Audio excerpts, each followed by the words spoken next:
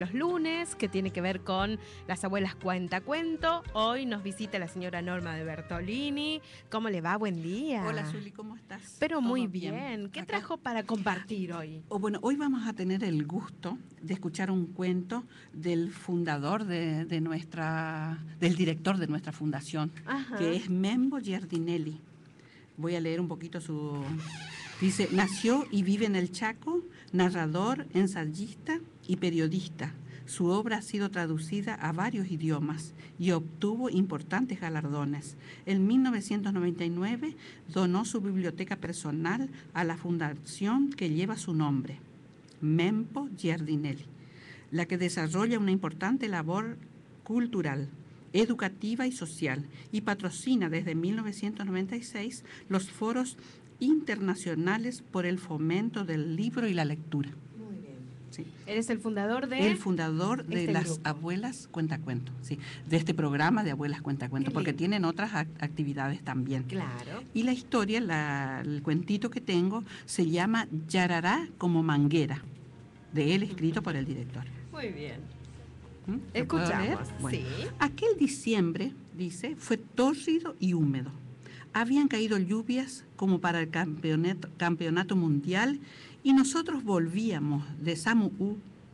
Mi papá al volante de su Ford 40, negro y con gomas pantaneras, para mí era Superman.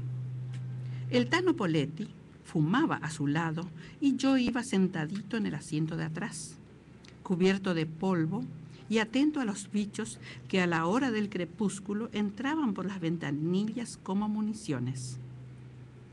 Eran lo único malo de viajar por esos caminos de tierra y lodo.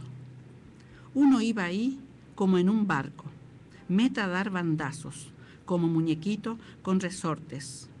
Pero yo tenía 8 años y me encantaba ese ritual decembrino que seguía a la terminación de clases.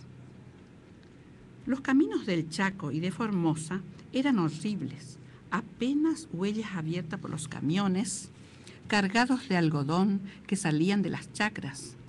Pero mi viejo los conocía metro a metro, porque era viajante de comercio de un montón de productos que introdujo en los 40 y 50.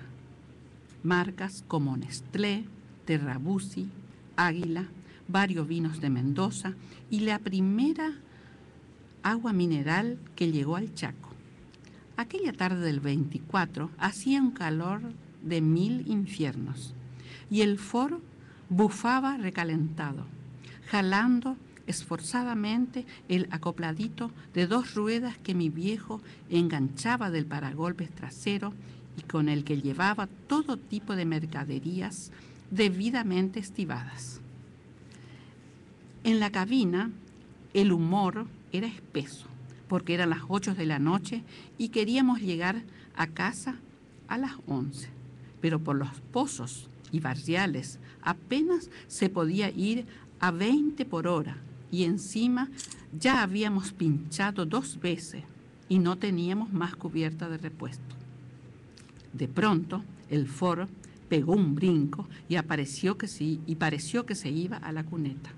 Papá lo mantuvo de un volantazo mientras frenaba y yo en el acto me di cuenta. Habíamos pinchado nuevamente.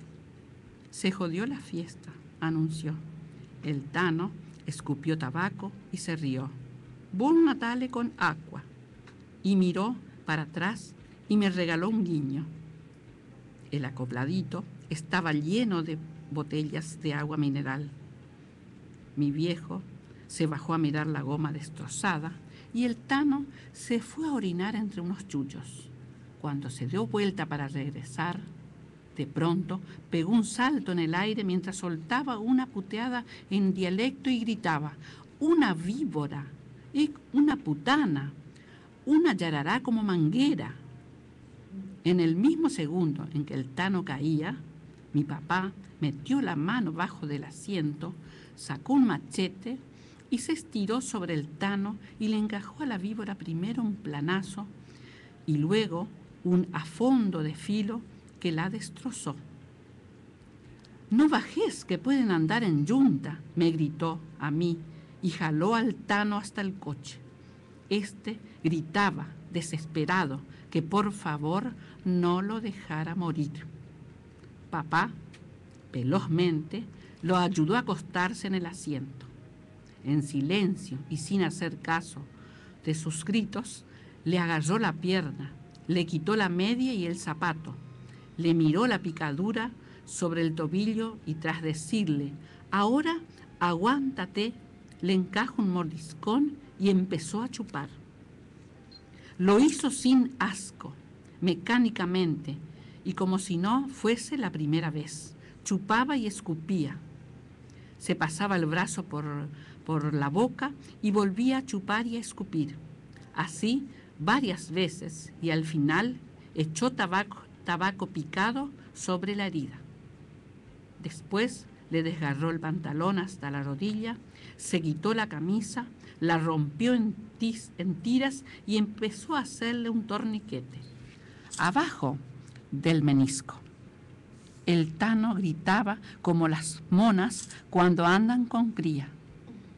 Tenía un susto tan grande que lloraba preguntando si estaba seguro de haber matado a esa desgraciada.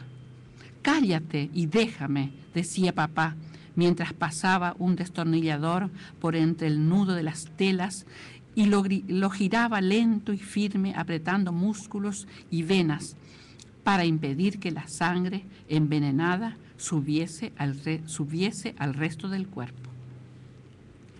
La herida era chiquita, 2 rayitas que parecían cosa de nada, pero ellos sabían que no era nomás lo que parecía.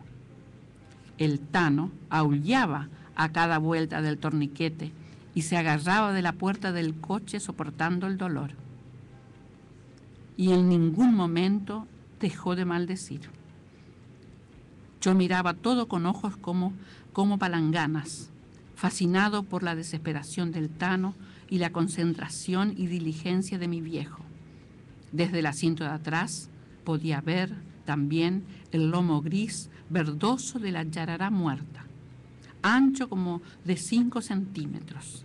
Después, mi viejo sacó el cortaplumas y, sin hacer caso de los gritos del Tano, agrandó la herida, que ya se empezaba a amoratar.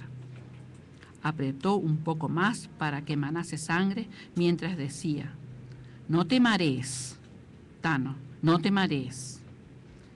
Yo había escuchado conversaciones sobre picaduras de yarará y aunque jamás había visto una, sabía que si el atacado se mareaba, ve turbio y se le aflauta la voz, es hombre muerto. Por eso me tranquilicé cuando de golpe el Tano se desmayó. Papá me hizo pasar adelante y lo extendió sobre el asiento trasero. Después se hizo unos buches con ginebra, llave y enseguida mandó media botella y empezó a maldecir él también. Solo un rato después pateó la víbora hacia la banquina, se sentó al volante y me tomó de la cabeza y me abrazó. «Navidad de porquería que vamos a pasar. ¿Se va a morir? Si pasa a alguien, capaz que con un suero lo salvan. Pero ¿quién va a pasar por aquí?» Él sabía que justo ese día y a esa hora la respuesta era nadie. Con voz grave dijo que esa Navidad solo teníamos agua mineral y un amigo en emergencia, y que si acaso mi vieja tenía razón y Dios existía, entonces que le rezará por el Tano. Al rato trajo 2 botellas. Como andan calientes, las puso sobre el techo. Como estaban calientes, las puso sobre el techo. También sacó un paquete de galletitas y me la dio. El Tano deliró un rato con una fiebre altísima. Papá le pasaba un pañuelo húmedo por la frente y le mojaba los labios. Cuando vio que eran las 12, me abrazó. Me abrazó fuerte y yo me di cuenta de que lloraba. Las noches de verano no son largas en el Chaco y aquella además fue luminosa, impresionante, de esas en las que parece que el firmamento bajara hasta ponerse al alcance de las manos. El cielo estrellado era espectacular y hasta pude ver una mancha blanca que papá me dijo que era la Vía Láctea.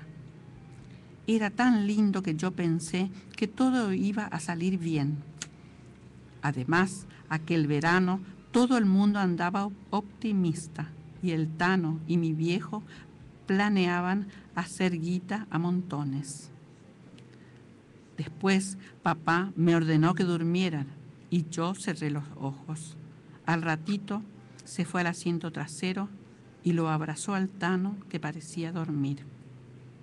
El viejo lo sostenía entre sus brazos como esas vírgenes de las estampitas que lo tienen así a Jesús. Y después no sé qué pasó. Yo recé un montón hasta que me quedé dormida. Cuando amanecía y el sol comenzaba a picar, nos encontraron unos paisanos en un tractor. Venían medio mamados y todavía hoy, al recordarlos, me parece que nunca habrán terminado de entender el cuadro que encontraron. El Tano estaba como dormido y con la boca abierta en brazos de mi viejo, que lloraba desconsolado, y yo espantaba las moscas hablando solito, regular y como un sapo, aterrorizado porque había visto la muerte por primera vez. Colorín colorado, este cuento se ha terminado.